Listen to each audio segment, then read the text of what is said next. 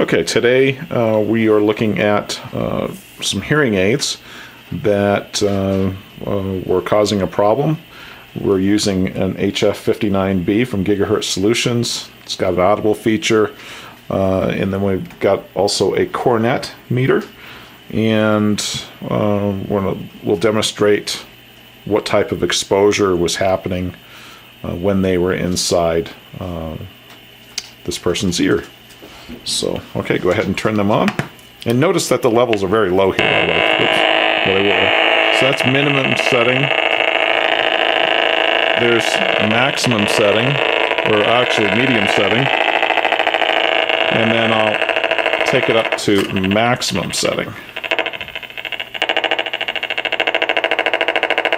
And in this person's head, it's over 20,000 microwatts per square meter. We'll turn those off. Oh, you want them off? Mm-hmm. Okay. We're back to So we're back to, and there's the cornet meter. As you can see, there was quite an exposure there. But ever since we've turned them off, the levels are very low. They've also done some things to the house to make sure that the levels are low. As you can see by the reading, we're at 0.2 microwatts, 0.20 microwatts or so per square meter. Now, how long have you had these? I've had these about 4 to 5 years. Mm-hmm. They were fitted by Costco. I thought that was a good deal. However, it wasn't fully explained to me how they work. The way they work in these newer hearing aids is by a remote control. Okay. So that works by microwave, but I didn't know that at the time and didn't know about meters or anything. So I wore them for about 4 years before Paul came and happened to measure them, and we discovered they're very high. Now, what type of symptoms were you getting? Because, it was kind of curious.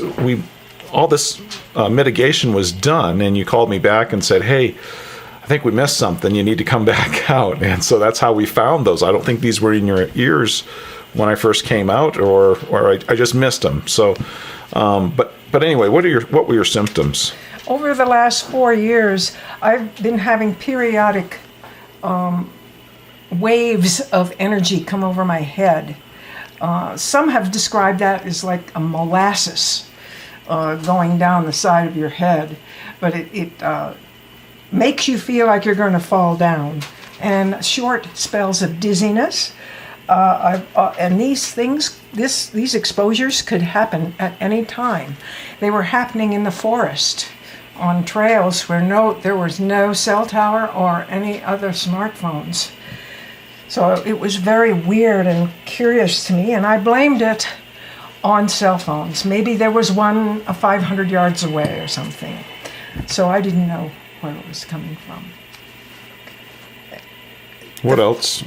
I also got periodic nosebleeds. Okay. I've had those the whole journey of finding out and getting rid of things that caused that. But they would come and go, and I had one recently. The symptoms I was feeling that I called Paul for were feelings of dizziness in the head at my computer. I thought, and I told Paul, check and see if there's something coming from my neighbor.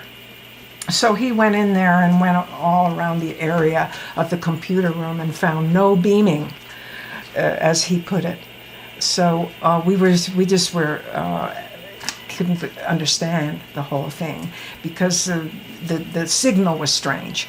So then Paul, I guess on a whim, decided I somehow mentioned my hearing aids, and Paul on a whim said, well, let's measure those. And he got the very loud signal. So we won't be putting these in your head anymore. Those are no more. And I've begun a search for non-wireless hearing aids, and so far, no luck. Yeah, just imagine. Go ahead and turn that on one more time. So many people have these in their head. And it's over 20,000 microwatts.